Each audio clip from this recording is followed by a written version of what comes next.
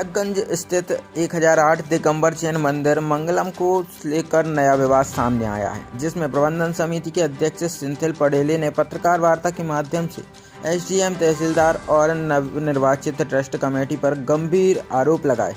सिंथिल पटेले का आरोप है कि ट्रस्ट का प्रकरण न्यायालय में चल रहा है।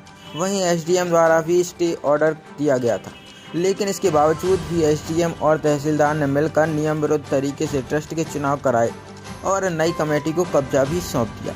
विगत समय में फर्जी चुनाव कराने के बाद कब्जा दिलाने की कार्यवाही करने के लिए एक दल बनाया गया और नायब तहसीलदार को नियुक्त किया गया। तहसीलदार भी जल्दबाजी में एसडीएम की पेशी वाले दिन, जब आवेदक कोर्ट में पेशी का इंतजार कर रहे थे, यहां मनमाना कब्जा दिला गए।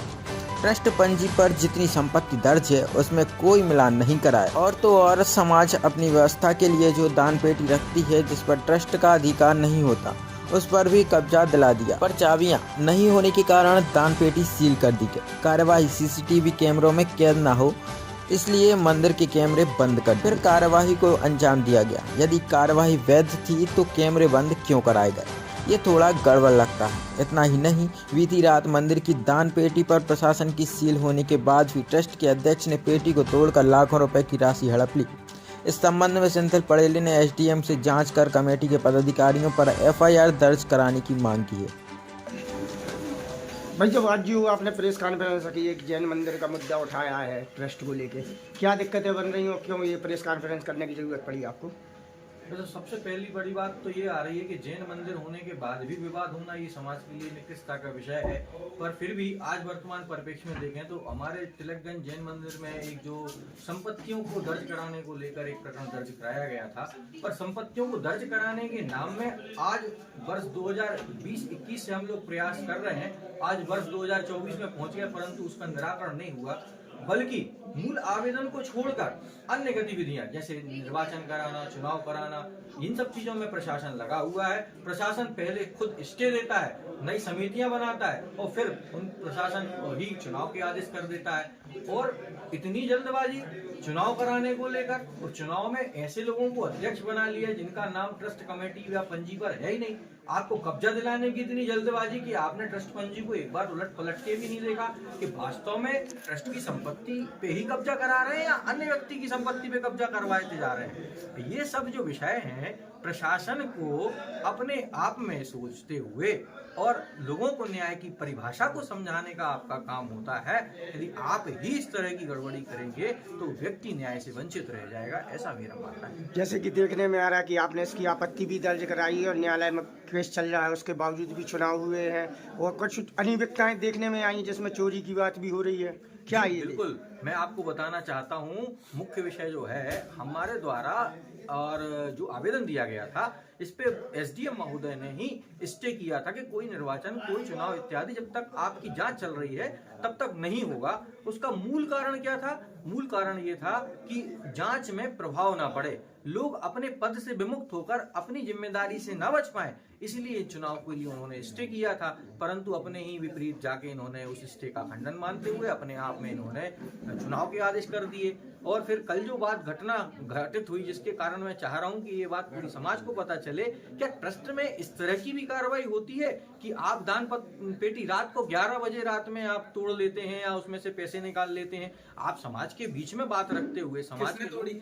ये जो वर्तमान में अध्यक्ष चुने गए श्री नितिन कुमार जी जैन और उनके जो भी सहयोगी हैं, उन्हीं ने इस दान पेटी को शायद क्षति पहुंचाई है और उसके फुटेज वगैरह है वो उनके पास होंगे, क्योंकि वर्तमान में मंदिर में 32 कैमरे चल रहे हैं। कैमरे भी लेकर कोई इशू है? कैमरों को लेकर शायद बंद हुए थे बीच में, ऐसा? जी बिल्कुल, कैमरों को लेकर बंद होने का, जब कब्जा दिलाने के लिए नायब तहसीलदार और उनकी जो टीम आई थी, उस समय भी इन्होंने कैमरे बंद कर दिए थे। उस समय तक वो कैमरे प्रबंध कार्यकारिणी कमेटी अपने निरीक्षण परीक्षण में रख के उनका अवलोकन कर रही थी, परंतु उसी दिन इन्होंने सारे कैमरे निकाल दिए, कैमरे तोड़ लिए, या कैमरों का जो डीवीआर है वो बदल के इन्होंने पासवर्ड भी अपने पास सुरक्षित कर लिया। अब आप क्या चाह रहे हैं? अब श्रीमान जी, हम ये चाहते हैं, सबसे पहले जो निंदनीय कृत्य कल किया गया, इसमें संलग्नित आदमियों के ऊपर एसडीएम महोदय शीघ्रता से संज्ञान में लेते हुए उनके ऊपर एफआईआर दर्ज कराएं, ताकि मंदिरों की तिजोरियों के ऊपर जो बात आती है वो एक बहुत ही श्रद्धा का विषय होता है। उस पेटियों में कभी छोटे छोटे बच्चे अपनी गुल्लकों का सामान देते हैं, कोई 2 रुपए 5 रुपए की चॉकलेट खाने वाला व्यक्ति रहता है उसमें पैसे डालता है,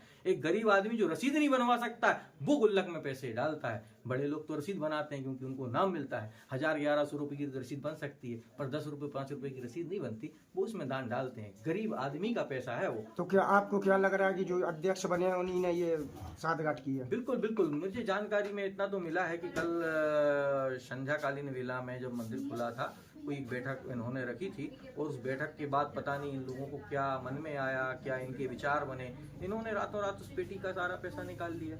ये जो विषय है, करीब कितना पैसा होगा उसमें? लगभग जब हम लोग अनुमानित जो पेटी में खोलते थे, इसके पहले प्रबंध में कई बार हम लोगों ने दान पेटियां जो सबके समक्ष खोली आती तो खोली, लगभग 1.5 लाख रुपए 6 महीने में निकलता है। और ये जो दान पेटी है ये अब एक नहीं, ये 2 दान पेटियां खुली हैं, और दान पेटियों में पिछले 1 साल का पैसा जमा है, तो कुल मिला के लगभग इसमें 3-3.5 लाख रुपए होने का अनुमान है। वैसे भाई साहब ये नितिन जैन है कौन, क्या करते हैं वैसे? ये किराना व्यवसायी हैं, तिलकगंज के ही निवासी हैं, और वर्तमान में अभी जो उनका अलग से जो नाम आया है वो भी एक विचारणीय तथ्य है, क्योंकि निर्वाचन के लिए ट्रस्टी होना बहुत जरूरी है, और वो ट्रस्ट पंजी में कहीं भी ट्रस्ट के रूप में सदस्य नहीं है।